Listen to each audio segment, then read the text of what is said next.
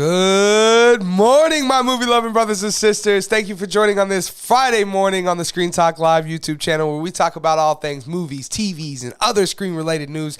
I am, of course, your humble host, Key Toothman. I'm joined today by my co-host and friend, Trevor Farney. Trevor, how are you doing on this lovely Friday morning? I forgot my lines for this one. I'm doing great though. I'm about to leave to go to Kansas City and film a movie, so I'm very excited about that. It's a pretty good day so far. Yeah, for sure. I'm excited for you for that, man. It sounds really fun. Yeah. I'll be going to Kansas City myself next week, actually, to a concert with my wife, and So I think maybe on Tuesday or Wednesday, Shane and Lucas will be here to do the show for you guys, which should be a lot of fun. Right. Guys, if you're new around here, don't forget, hit that subscribe button and that notification bell so you can have your movie news when you need it, where you need it. The way we like to do things around here is we like to kick things off with a few main topics, big stories, things that are happening, sometimes not so big, but you know, whatever's in the news cycle right now. And then after that, we move on and we'll take any questions or comments that you guys have down in the chat section. So make sure you guys are putting any questions you have down there so we can answer those at the end of the show today. So with that being said, we're going to move right into things with our first main topic, and our first main topic is this. So guys, yesterday I was sitting around wondering what we were going to talk about for the show, and I come across a headline that says Scorsese is going to direct a Gangs of New York series with Miramax, which is just crazy to me. I'm looking at him like, is this real? Is this rumors? What is this? And I go in, and sure enough, I read the article, and yeah, it's looking like that Miramax Television will be shopping around a TV adaptation of Gangs of New York to the premium streaming networks, you know, like Netflix and Apple and Amazon. Martin Scorsese, who directed, you know, the 2002 version, which was nominated for multiple Academy Awards, if I remember right, is going to direct the first 2 episodes of the series. Which is, you know, again, we were talking about a little bit earlier, Trevor, how Scorsese is more of a cinematic guy, you know, so it's kind of weird to hear this, that he may be wanting or is going to direct, you know, a couple, even if it may be a couple episodes of this series, is kind of, you know, just unbelievable and just, you know, it just shows you the times we're in, right? I mean, we're in it's the time of streaming. I mean, and he's finally adapting to that, right? Because, you know, you had The Irishman that came out straight to Netflix, and now you have the one that he's making with Apple, you know, come straight to Apple, and now he may be working with this that's going to come straight out. So it just shows you the time we're in too, right? I think it speaks a lot to that time. Now, this version of this series that they're doing will not feature any of the events from the 2002 film, and it also won't feature any of the characters like that were portrayed by Leo, Daniel Day-Lewis, Cameron Diaz, and so on and so forth. Scorsese will also executive produce the series in addition to directing the first 2 episodes. So, and then from there, there'll be kind of like a few different directors that help helm this whole thing. So also something I want to talk about that I didn't know, that in 2013 there was a different television adaptation that he had in development with him attached to maybe directing some episodes. And that particular series would have explored other crimes and gangs that existed in other cities during that time era. For example, like Chicago or New Orleans during the 1800s, which I find very interesting for a guy who's like, why the hell are we getting a Gangs in New York TV series? For a guy who's, you know, thinking that, it would be kind of cool if it was, you know, like a Gangs of Chicago, a Gangs of New Orleans, and we could kind of see how these different places and the crime was in those days, and that would be kind of cool in itself. But other than that, it definitely feels like for why, right? You know, why, and it's a very interesting decision. I think that I would maybe give it a shot. I wasn't the biggest fan of The Irishman. I loved how like when it was over, I felt like when I walked out my front door, it was going to be, 19 whatever, Right. it really put me in that world. It was very submersive, and I liked that about it. But I have lots of other more complaints than I do good things to say about The Irishman. But so I'm not the biggest fan of Scorsese's work in the last few years. So, but other than that, I would probably still maybe give it a shot. I mean, he directs the first 2 episodes, so I would probably watch those 2 at least. And if I liked it more, I would, continue to watch. But if not, I would probably bail after seeing the 2 that Martin Scorsese directed. If it's not, if those aren't good, it's probably not getting any better, right? True. So yeah, that being said, Trevor, you've had some time now to Indeed. to process this whole thing. What are your thoughts on Gangs of New York TV series directed by Martin Scorsese? Well, at first I was kind of wondering, like, are we going to be doing like Daniel Day-Lewis and all that stuff? But I mean, we've cleared the air of that, I'm just kind of curious why. I mean, I guess if you were to go the route of going to different cities in the same kind of time and exploring the crime, or even like going to different times, and like looking at crime in like Japan and I don't know, like 1400s, like Shogun Japan or something. I don't know. Like if you were to like just take your lens and go look at crime everywhere, it'd be kind of an interesting way to do it. I don't know if that's at all what they're going for or anything. But as far as if I'm interested, yeah, I mean, I'm interested because honestly, Scorsese's one of those people who's earned a lot of credit from me. Like I've seen so many good movies of his, and even if he goes through a few phases where his movies are like not top tier Scorsese movies, like The Irishman, still like you said, like a well-made movie. It's just, it's kind of long, and it sometimes feels like it doesn't like have like much of a story. It feels like I'm just like a person living in the city, and this stuff's happening around me, and I'm like, and I'm not gonna lie to you, I just feel like I wish they would have casted young actors to play those characters, because it's like it is that may obvious. be the hardest part to me of The Irishman, is watching a 70-year-old what's his name, De Niro. Yeah, De Niro try to curb stomp, as a 35-year-old man. It was very noticeable. That's all I was saying. It looks very this was silly. one of the big things that bothered me as well. Yeah, but again, even though it's like, it's still well made, and I mean, it's not very long since we had. Silence was recent, and it was an incredible film. It's powerful and thought-provoking, and I mean, I'm not even like it's not a Christian movie or anything, but it's like, it really makes you think about a lot of things about like faith, or what faith can do to people, and like what it can lead people to do. So I really love, I mean, he's done a lot of good movies, and for every movie that's like, meh, he has a great one. So it's like, shoot, if you want to go into TV, that's cool. And if he's doing the first couple of episodes, usually that kind of means that he's still like running the show. He's just not going to direct. And I will say, yeah, I'll probably kind of give it like the couple of episodes. If it hooks me, I'm in. But he is the kind of credit that I'll give it a try. But if it's not like going to interest me, it's not going to sustain me through the whole thing. Like if I'm not interested, I'm not going to keep watching. But yeah, I'm excited about it. Or I mean, decently excited about it. Like, it seems interesting. So when it comes out, if I'm not like doing 10 million things, I'll definitely watch it. Right, for sure. I think it seems like one of those things, but it's for why, but it's also a little bit intriguing, because it's like, well, if Scorsese wants to waste his time doing it, maybe there's something here, Right. But again, Ain't got much left. For me, with The Irishman being the last thing I seen from him, I just still kind of got a little bit of a sour taste in my mouth. So I don't know. I think I'll go check it out, but it's still just a bit of an unusual thing. for to read. So guys, what do you guys think? You guys had some time now yourselves to hear this news.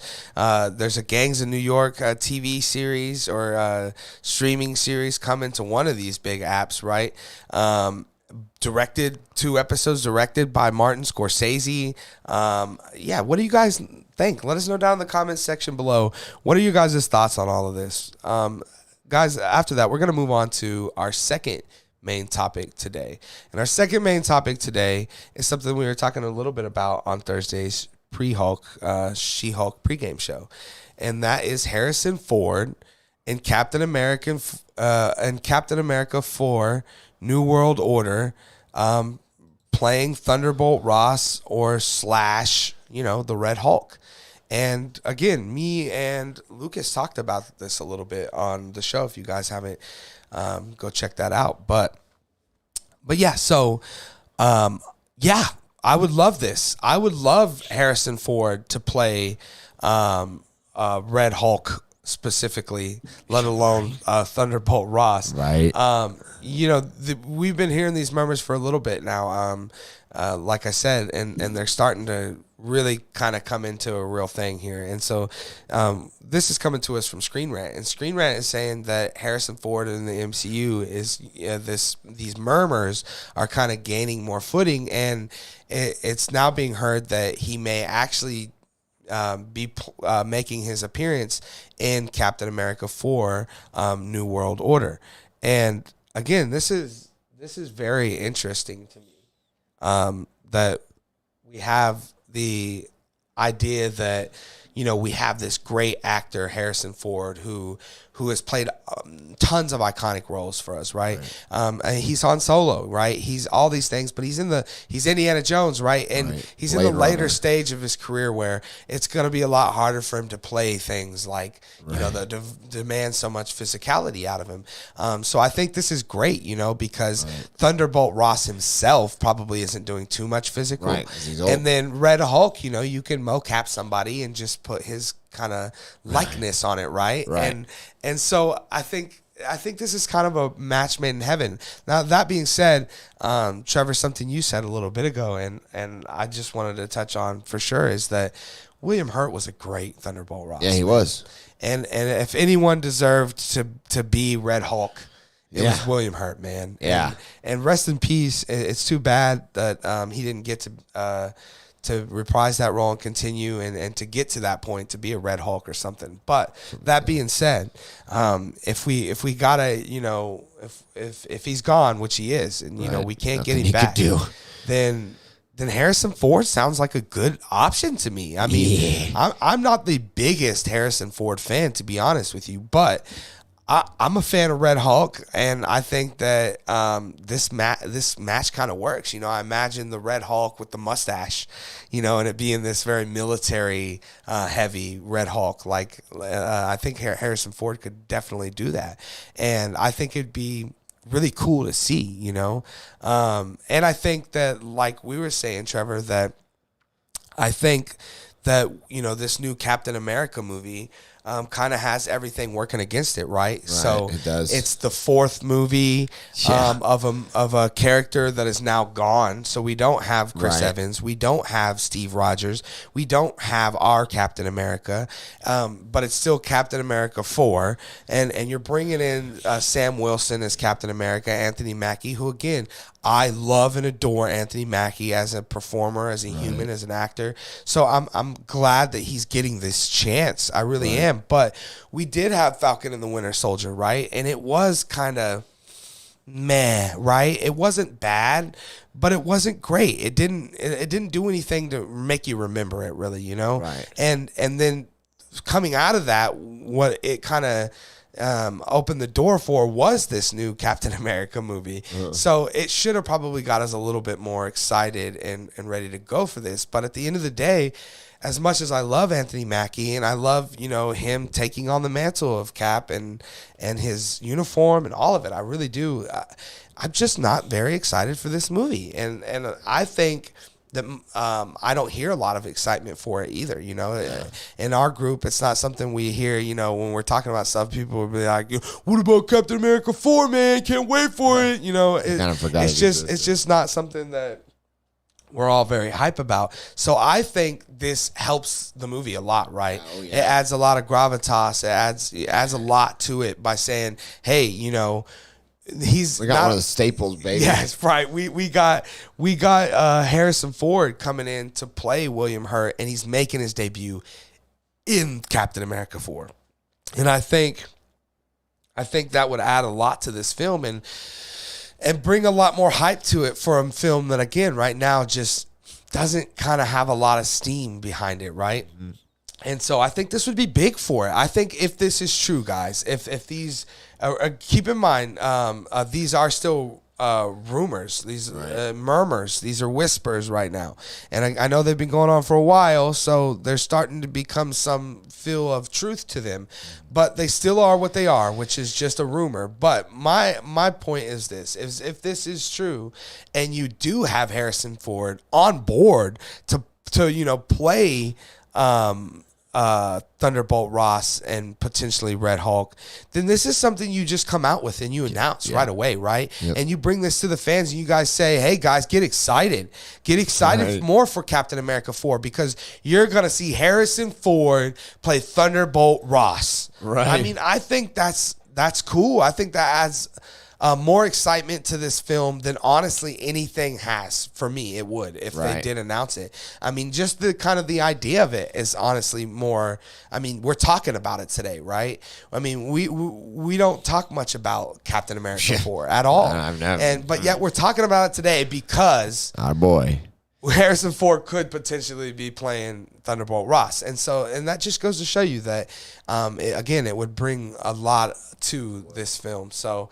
So I'm excited. That would be cool to me. For me, X-actor, X-role stuff doesn't really matter. It doesn't matter if it's Harrison Ford or who it is. What matters is you just get a good actor. And as we all know, Harrison Ford is a good actor. Yep. So I think that would work. But, I think there's a myriad of other people out there that would probably be able to make that work as well. So, but either way, I'm excited. And if it's true, it brings me more hype for Captain America 4. But, Trevor, you've had some time to digest the idea that Harrison Ford may be playing Thunderbolt Ross / Red Hulk in the MCU. Tell us what you're thinking about that, man.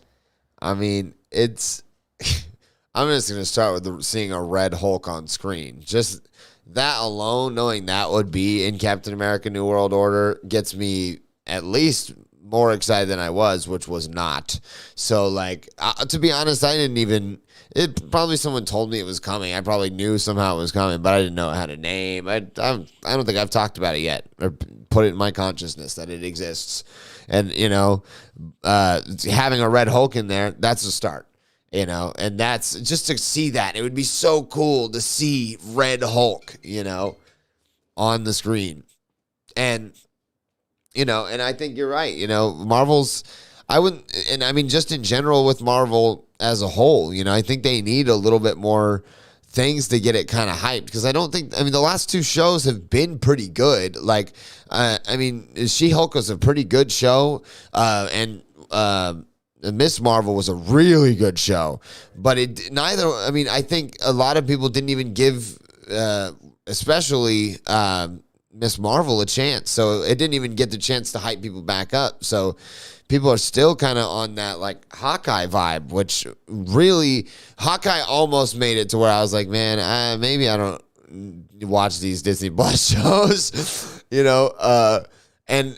so that's kind of where Marvel is as a whole. And then Captain America specifically, like you said, the most recent entry, there were some moments where I was like, oh, this could be really cool with Captain America or Falcon and the Winter Soldier, but for the most part, I think sometimes it got a little sacrificed to tell its message, which I'm totally fine with the message being in a show or a movie. But if you end up sacrificing decent storytelling, then your message doesn't hit. You just end up annoying people, And especially anybody that you're actually trying to reach who needs to hear that message, it needs to be in there and it really, like, it would need to be in a good movie first. And then, like, maybe it hits them. It's like, oh, shoot, I never thought about it that way.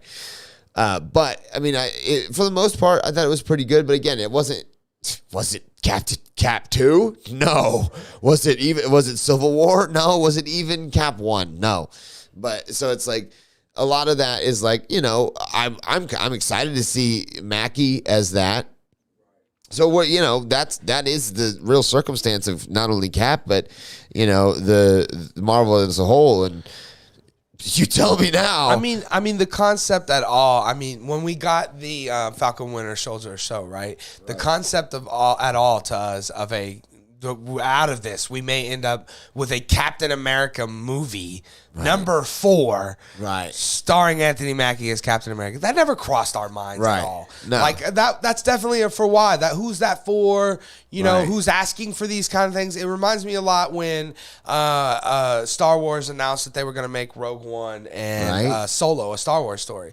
Not that they're not good movies or anything, but when they announced them, it's like, well, who's asking for it? Right.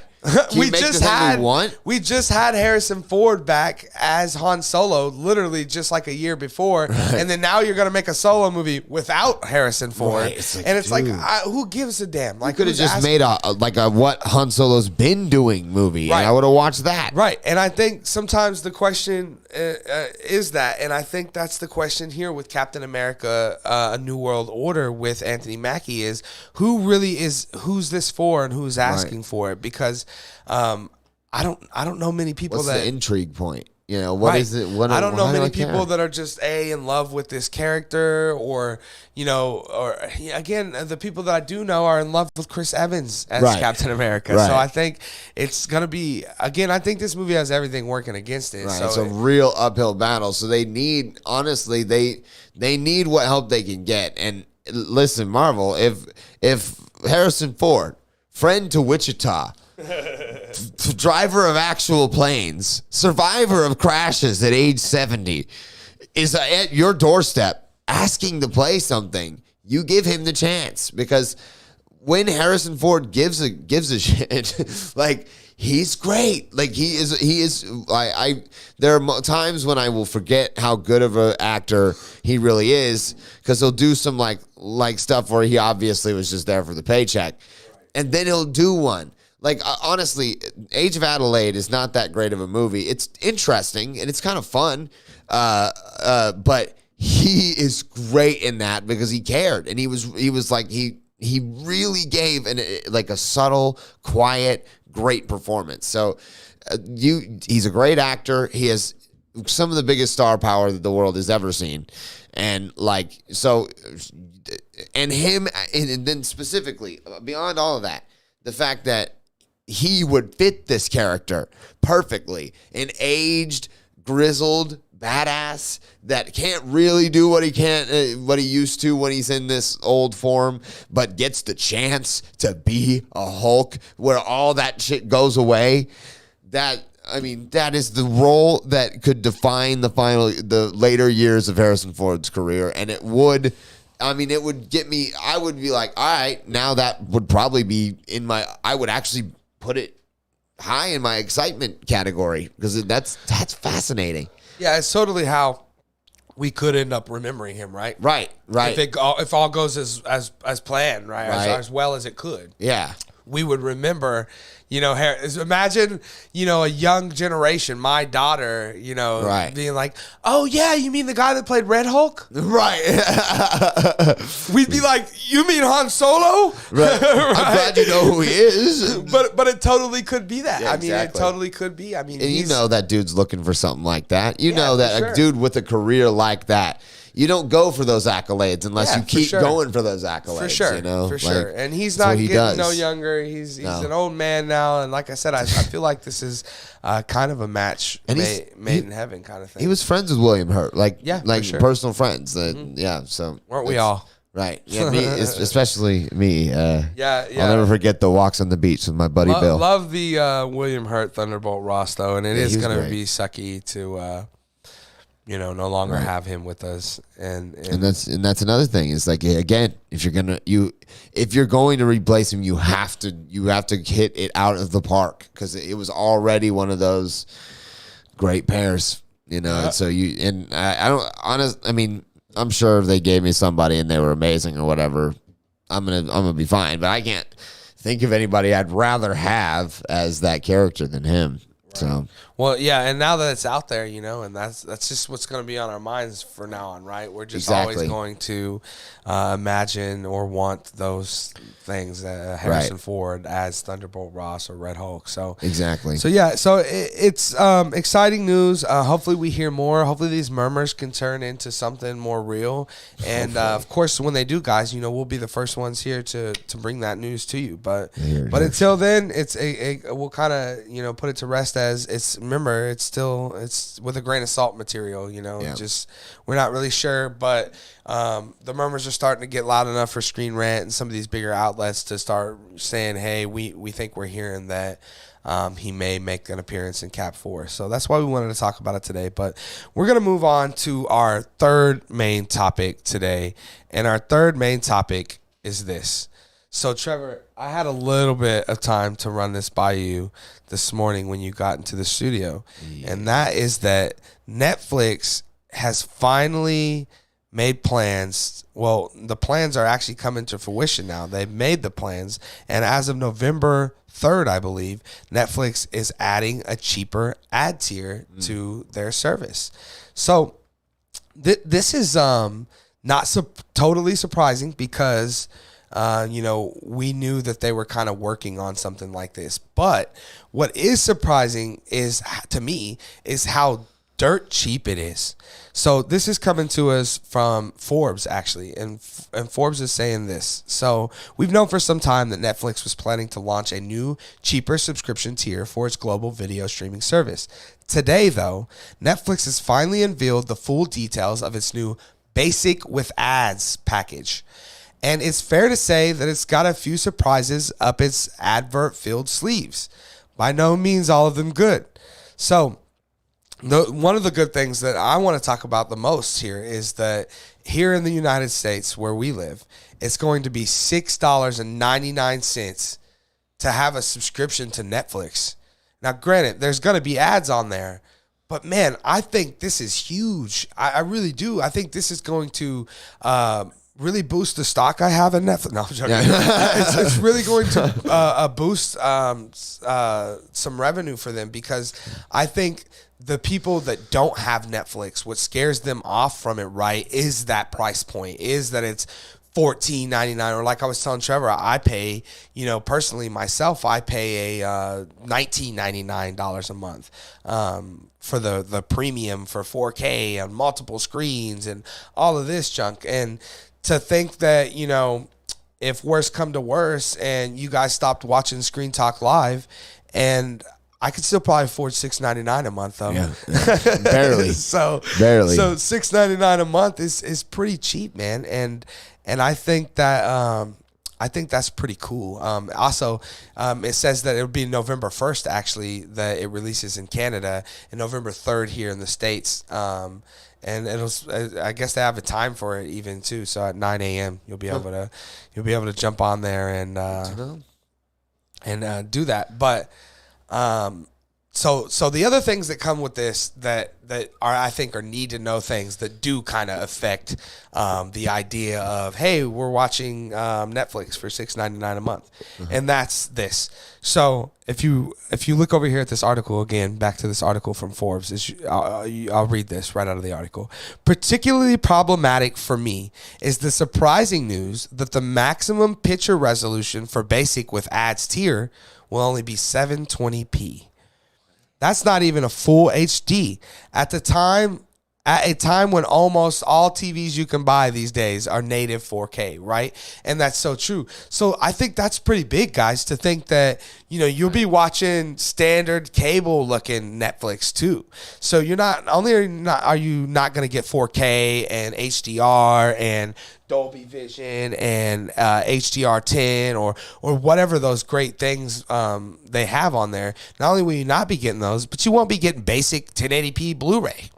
I mean, you'll be getting less than that, and I think that definitely affects, or will affect some people's view of it. Now, I think in the beginning, a lot of people aren't gonna really notice or care. They're gonna jump on the train thinking, "Hey, $6.99 a month. I'm doing it. I'm gonna downgrade my account because I want to save $15 a month," which is totally understandable. But I think over time, these people will start to realize when they're watching the shows, like, "Hey, this doesn't look as crisp and as clear and as clean as it did before when I was paying that $19.99 a month." So that, I think, is a big thing that we should talk about. I mean, and not only to mention that, like the article was saying, that, you can't buy a TV that's not 4K now.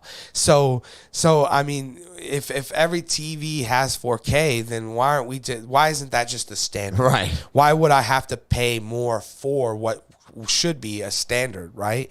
And I think that is something that has to be talked about with this at least 1080p, cheaper ad tier, right?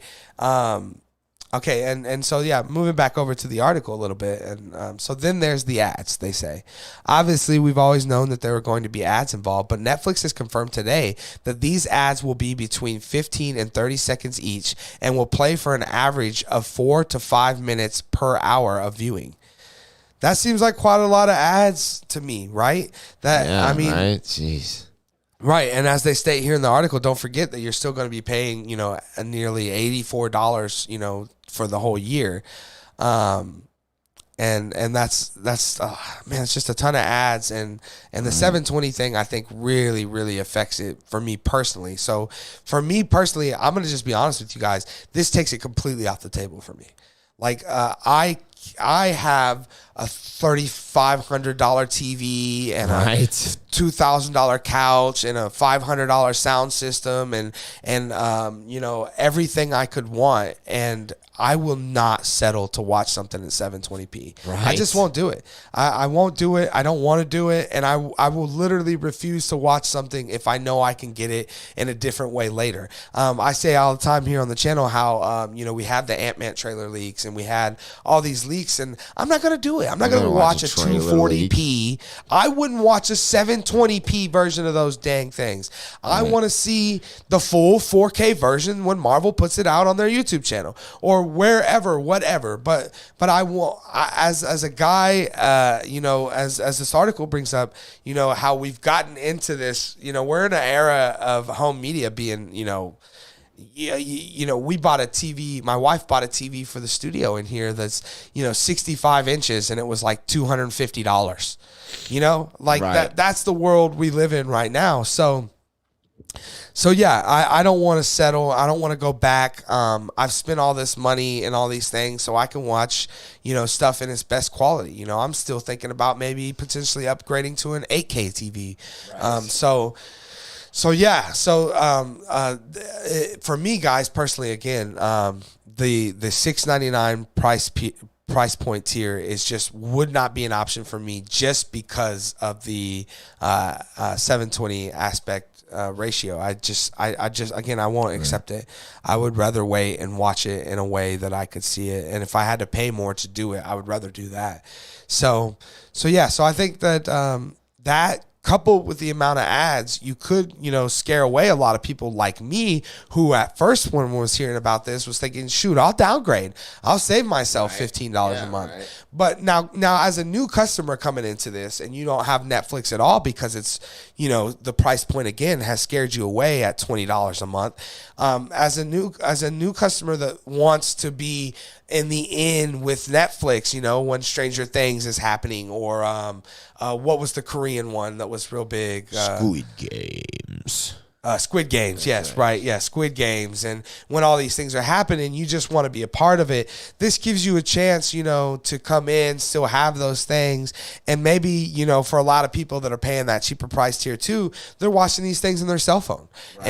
And I think, it's easier to accept the 720p experience when you're on, your 5-inch cell phone screen than it is when you're sitting in your $5,000, movie theater you've built in your home. So I think that those things, for me, I think are what's going to affect this cheap price tier the most. That being said, I still do expect that this probably in the beginning at least will fly off the shelves. I think we see a lot of number increases, subscriber increases and stuff like that with Netflix over the coming months once they do actually drop this on the 3rd in the States. So other than that, I think I've said all I needed to say about it, and I've given you guys all the information that we have about it. So we just kind of have to wait and play this out and see how it will be done. Right now they're saying, this many ads, this much time, this often.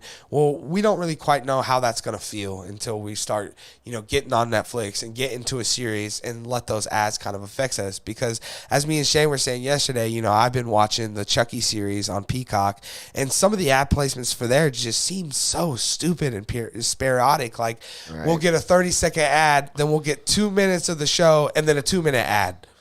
Wait, what? We were on an ad. Anyways. And sometimes when it's like that, it can really take you out of things too. So yeah, that being said, Trevor, you've had some time to digest this information about Netflix finally, actually going to make this happen. November 3rd, as of November 3rd. You will be able to have Netflix for $6.99 a month. But given all the things it comes with, all the negatives, positives, what are your thoughts on Netflix doing this, man?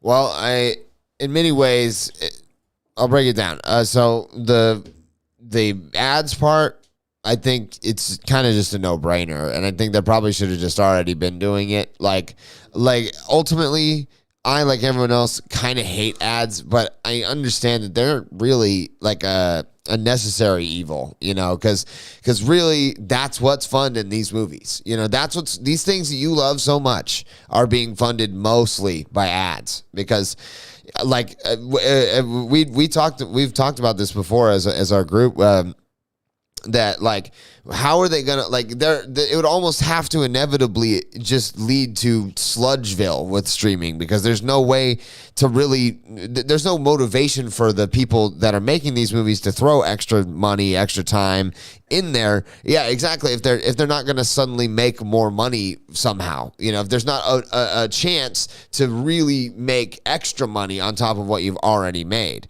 So just on that level alone, it was a very intelligent decision to go ahead and add those. And then I think also it's doubly intelligent because there's all of those people, like you said, that just couldn't afford $15 a month. They're like, oh shoot, I could do Disney for like $6.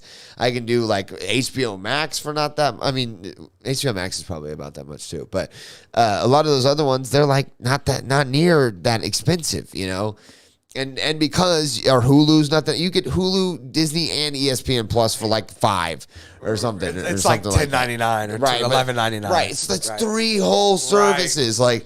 And between those 3, especially with Disney and Hulu, you got a big library of things you can watch. And ultimately, if you the only thing that the only real negative I have with the ads, you gotta curtail them. For me, just put them at the beginning. Like if it's a movie, give me like 10 minutes even of ads. I would take a whole 10 minutes and then I'll start preparing my popcorn, getting myself ready. Absolutely. And then when I sit down, that should just be it. I should get the choice to do one of the two, right? I should either be able to choice. Yeah, let me either have them all at the beginning or and there's some, I don't remember if it's Amazon or Hulu but someone does do that. And they'll be like, hey, do you want to watch this 2-minute ad? Yeah, Hulu sometimes. But they should just do it every time. For sure. I agree 100%. Every time. And I don't, that's the only thing about these ads that I'm like, I don't get why you're not doing this. Like, people would love that. Like, there are people that would rather watch it throughout, and those people should have the option to do that. Whereas me, it's like you said, like I hate breaking up the momentum of especially a movie. Like I'm more okay with it if it's a show, but even with the shows, a lot of the streaming shows are made for streaming now, so there's not really pauses like that. So I'd still prefer it there, but specifically with movies, because movies are made to be seen beginning to end, and each moment builds and builds and builds and builds this thing. And if you just throw a freaking commercial in the middle of that, you're going, oh no, my friends and I are maybe gonna get murdered by this crazy guy. Buy some Claritin and get some relief. You're like, well, come on, bro. Like, I didn't want relief right there. I wanted to keep getting the tension built. So you got to do that right. But I did not until I only read like the first half of that article. Right. And the other half, now that's a lot different. I would have considered buying this. I actually probably would have just been like, hey, Ma, I'm just going to get my own now. Like, it's all good. But now I'm like, no, I'm going to reserve that conversation with my mom because 720, bro, 720. If you even the worst thing is if you have a really good TV, the better your TV, the better your equipment, the worse bad stuff looks. Yeah. So right, so the 720 is gonna look like 480, right? Because your brilliant TV is like, no, what is this? Right? What do you want me to do with it? Right, it gets mad. Almost. It's just throwing up crap, garbage, man. Yeah, and it wants weird. To like try to fix it. Yeah, and its ability to do that isn't quite where we would want it to be. Right. So it actually sommes makes it worse. Yeah, That's a exactly. great point, Trevor. Yeah. That's a great point. It feels really strange sometimes when it's like that. So it's like, so me personally, I'm just like, man, dude, like that's just. I mean, it even if you would have been like even 1080 or something, the fact you did 720 almost feels insulting. Like, it's like, seriously? My phone would be a little annoyed with it being 720. Like, God, like, you might as well just give me the 480 option and like make me pay $2 a month so I can squint and try and figure out what's going on in there. That's ridiculous. Like, man, so that part to me really makes it unbuyable. Like, I mean, obviously, I'm also like a middle class, like white dude. So like, I have more of a mentality of like, I'd rather watch it.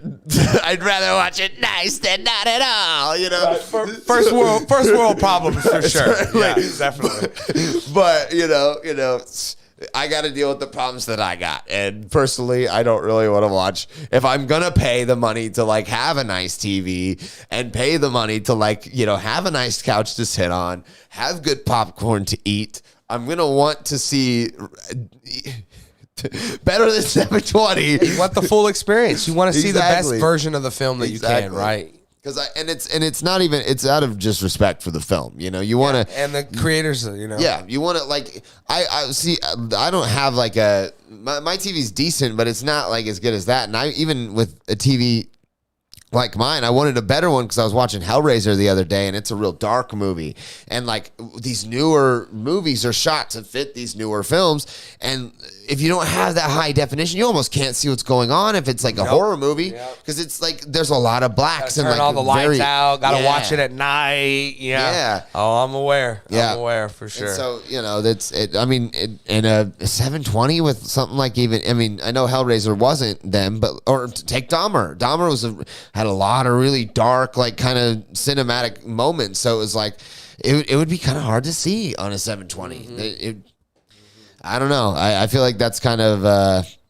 I feel like they maybe will retract that after not too long, because I just feel like. I mean, we'll see. We'll see. It may be like there may be like just so many people that are so grateful just to have the stuff that is on Netflix that it'll balance itself out. I mean, is there other tiers? I mean, how many other tiers are there? I'm not 100%. I think that's just their only ad level tier. So I don't think there's other tiers for ads that particular style. But I will say this, guys, also reading this article a little more, it says here, and this is something we've talked about quite often, actually. It says here that in the States, they will be using the Nielsen's digital ad rating system in the U.S. once it becomes available at some point in 2023.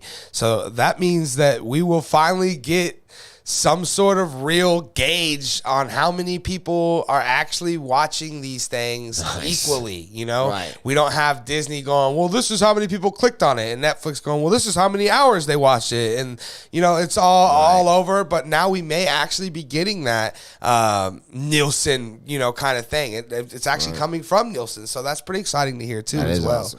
Yeah, for sure. Yeah, stuff like that, because I mean, it doesn't ultimately matter who gets it the most, but if I was the man making it, I'd want to know if I made it the most, Right. It's kind of cool. Like, well, also it gives, a back end capability points, exactly, right? exactly. Because if it's number one, now those actors and those creators and those directors, they can get a little bit of extra little cheddar, exactly. right? But right now they have no way to do that. They have no way to cash in any, no matter how good it does. We talked about how, me and you both enjoyed The Sandman a lot on Netflix. And it's set on the number one on TV shows for like 4 weeks in a row, and even that wasn't enough. That meant whatever that meant clearly didn't mean much. Right? Because it's just like a pat on the back more than anything. And that's real weird to think that a show could sit, at number one for 4 or 5 weeks in a row, and then be like, well, we don't know if we're gonna do another season.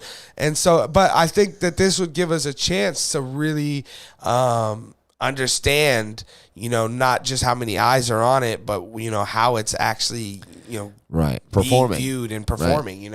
I think that get the money to the right people. Yeah, I think that'll help out a ton in the streaming wars as we go forward in them. But yeah, the 720p thing for sure is going to be is going to be the thing that scares me and people like us, most people, real film fanatics. We don't want to watch. I don't even really want to watch 1080 to 80. I want to watch the 4K. I mean, I want to watch the 8K. Right. I want it the best way that we can possibly see it. Right. I want to watch it in theaters if I can, but I just don't own one yet. So we're working on it. But it is good to see that at least they're offering some sort of option, though. Because again, there is a lot of people out there that probably won't care. They're like, hey, I'll watch on my phone anyway. It looks like crap all the time. So you got those people, and then you got a lot of people that may also that we haven't talked about that are maybe like Matt that watch a lot of anime, and so a 720p anime still looks pretty crisp and clear and clean. It's hard to mess up anime. And yeah, for sure. So I think that that there will be an audience or a clientele for them for this tier, but finding out the 720p thing is definitely going to take people like us, away from wanting to get something like that. So for me personally, I'm going to stick with the expensive tier with the multiple screens and with the 4K capabilities. I spend a lot of money on my TV and my TV setup and stuff. So I want to be able to experience those things the best way that I can. So for me, it's going to be a no-go. But guys, what do you guys think about this Netflix ad tier that they're adding? Would this be something you guys would be interested in? What are your thoughts on it being 720p? Would that scare you away? Do you care? Maybe you don't care at all. Maybe you're like, it could be 480p and I'd still do it at that price. So let us know down in the comment section below what you guys are thinking about that. That was our last main topic today, guys. Now we're gonna go over to the comment section and see. I know it doesn't look like we have very many questions today. Let's see. Yeah, Landstander says favorite Scorsese movie. Man.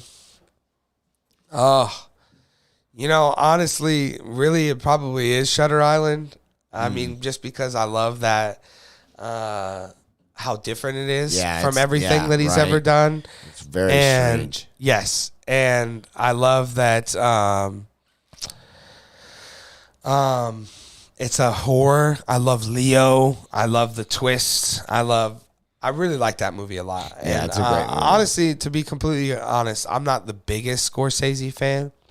I've enjoyed, some of his movies for sure, but yeah, I would probably say Shutter Island for me. Trevor, what about you? What's your favorite Martin Scorsese movie? Probably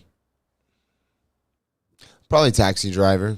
Taxi Driver it's at least the one I've watched the most. I go back to it a lot just because it's very up my alley. It's kind of like a sleepy, jazzy, like it's like a sleepy, jazzy action movie, you know, and it explores a lot of topics in our world that are very hard to handle, but it does them in a very stylish and strange and intoxicating way. I also, honestly, I really loved I had to watch this for a film class one time. It was The Last Temptation of Christ. And it was like, it's not based on the Bible. It's based on this book, like a fictionalized version of the Bible, which is already kind of fiction. But, and it was just this really cool take on this story because, I grew up like that. And so it was such an interesting take on this story that I knew so intimately and it was Willem Dafoe as Jesus, So it's really weird and trippy and strange. And I'm a big, like, kind of spiritual dude, as you well know. So it was very up my alley. But best modern one, I would have to. I have Shutter Island, like, actual movie poster hung up in my house, but I also have Wolf of Wall Street's actual movie poster up in my house. So either one of those is going to be my favorite modern Scorsese movie. It's just, they're great. For sure. Loki Auto Sales asks, are we excited or ready for Black Adam, Trevor? Well, me and Black Atom are a bit estranged. Look, you put The Rock in anything, I'm gonna be excited. I called The Rock. I didn't call what he'd be here, but in 7th grade, I've always been a huge professional wrestling fan, and I started being a professional wrestling fan like right at the end of The Rock. But I'd also been a lifelong, like, lover. I've been an actor since I was like 10. So, like, this dude was, like, kind of crossing the lines between two of my favorite things. And in 7th grade, I had to do this project on, like, on who I thought was, like, a game-changing, like, movie star.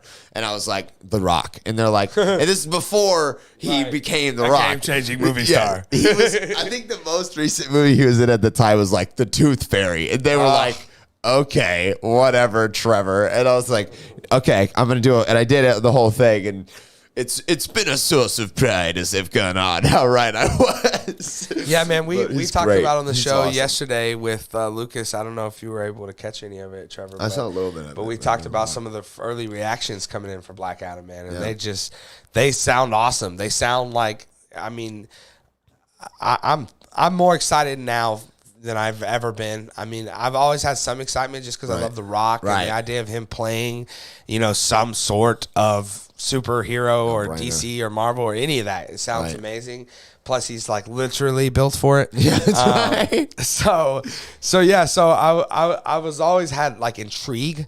But then, man, I'm going to be honest with you. As I've seen the trailers, more and more trailers, more footage, I was thinking, man, this could be one of those Morbius situations. Yeah. Where it looks kind of fun, but then you get in there and you're like, oh, man, this is like the Scorpion King or something. Right. This is 2000s-y and bad. And so I was really worried. So hearing all these reactions has really, really changed the tide on how I feel about it. So I'm super excited. That being said, it's just next week, man. Yeah. Just next week, Wednesday, Thursday next week, we'll be loading up to go to the theaters to check Black Adam out, man. I'm gonna have to watch that in KC. I'm gonna be out there. Yep. Yeah, hopefully Noah's in town. And we'll go check it out with Noah at some point too. So it'd be fun if he could like take my place on Friday somehow. Yeah. Right. Well, I don't know if he'll be back by then, but we will have Noah as a guest on the show at some point during the week that he is in town. That's for sure. Sweet. And hopefully we're all able to go out and see Black Adam. And yeah, again, I couldn't be more. At this point, I couldn't be more excited and more happy for The Rock and the DCEU, obviously, right? Because it's been kind of a bumpy ride. And to think that this is like the new beginning, to start strong like this just sounds like a good way to go and a lot of fun. So I feel like with like I felt like really I had two expectations for Black Adam. I was like, because they announced it so long ago. Right. You know, it's been in the works so one long. of the expectations you had was, is this going to happen? Right. And then it did, and I was like, okay, it is happening. All right. Like, but it's still this whole time kind of felt like it's not, like it's not real or something. And like it's next week, and literally till now, it's still, it's like, is it gonna happen? Like, so I think that's kind of what I'm dealing with. You would think this would be one of those ones where our hype had been like, we're right now, we're just like, next week, right, guys?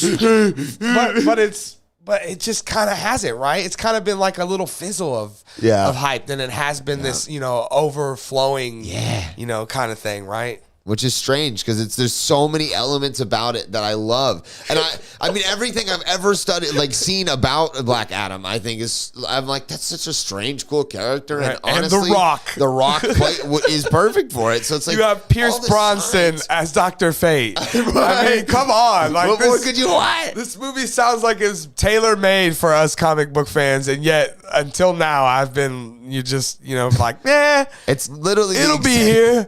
It's the exact opposite of Captain America. Like right now, it's like it has everything going for it, and I'm still like, I'm gonna see it. Like, right. I'm like, I can't. Right. I don't know if I'm just like, if it's the circumstance I'm in. I've just seen so many like superhero movies now that I'm just like, I don't want to say I have superhero fatigue. I still enjoy them when I'm there. I still have a really good time. We've avoided that for a long time. And, there was a time when people would say something like that to us.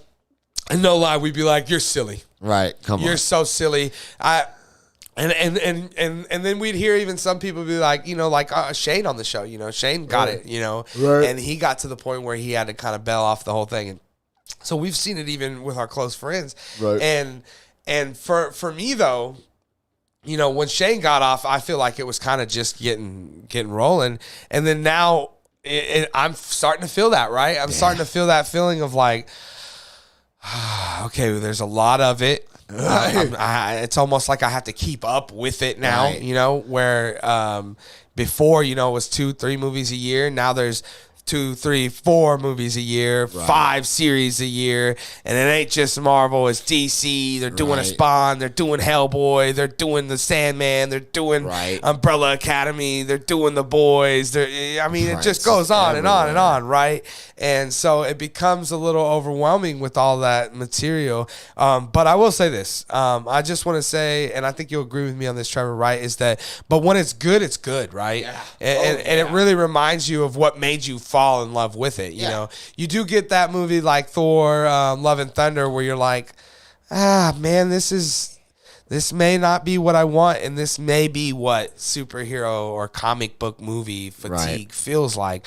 But then you get something like The Sandman, right, or The Boys, that like completely revitalizes that, that what you have for those kind of movies, right? It's like a good marriage. Sometimes you're like, dude, I've been in this thing for a while. Like, God, I'm not getting anything anymore. I'm just getting yelled at. Like, what's happening? And then there's moments where it's just like, boom, and everything's there. Like you get these crazy visuals. Because there's just nothing quite like a really great superhero movie, because it is action packed and it does get your juices going, but it also will take time to like think about things and like ask questions about like why we're here, or like why do we do the things that we do, how does that affect other people. It'll take those times, then it will give you trippy, cool, strange visuals that are fun to look at, and plots that often come together and are really entertaining. And so like when it all comes together like that, there's nothing quite like superhero movies, and so when it is good, it still hits you. But, for sure. And when it is, really it's easy to keep us coming back when it is good, because then we just want more, And like I say again, Sandman was a really perfect example of that. But yeah, guys, that being said, it looks like that's it for all the comments and questions today. Not a lot of people on. It is Friday, so everyone's, getting ready. It's Friday. No, we don't want to get demonetized. Yeah. But yeah, it's Friday, so I get it. Guys, I hope you guys go out and enjoy the weekend and see some movies. Smile's still in the box office. I'm going to go check it out this weekend. We'll talk about Smile on Monday. Halloween Ends. I'll be going to check that out. We'll talk about that on Monday with Shane as well. So we'll have a lot of movie horror review stuff going on Monday. So if you guys get the chance, go out and check out some of these things. Halloween Ends will actually be on streaming on Peacock, I believe, too. So you don't even got to go to the theaters to check that one out. So. But I encourage you all to get out there, go check things out. Weather's nice. It's fall. It's getting ready to get cold on us. Yeah. So let's enjoy this weather while we can and this October-y feeling that we're all in. But we really appreciate you guys hanging out with us and staying tuned. We will be back Monday for sure with another live show. And yeah, we can't wait to be here. Trevor, you've been amazing, dude. Thanks, man. Back to you. Yeah, for sure. For sure. And we all hope you have fun in Kansas City and we can't wait to hear those stories whenever you get back for sure. So awesome, guys. Again, we really appreciate you. Don't forget, if you're new around here or if you haven't yet already, hit that subscribe button and the notification bell. Also hit the like button, comment, do something. It really helps the algorithm of the YouTube channel around here. And Key, he's pretty. and the more involvement, the better. So we appreciate all you guys. We appreciate the questions as always. That's the funnest part of the show, is answering your guys' comments and questions. So we really appreciate you guys. That being said, guys, I'm going to wrap it up. Have a good weekend. It's been a fun week, and we will see you guys next weekend. Thanks, guys.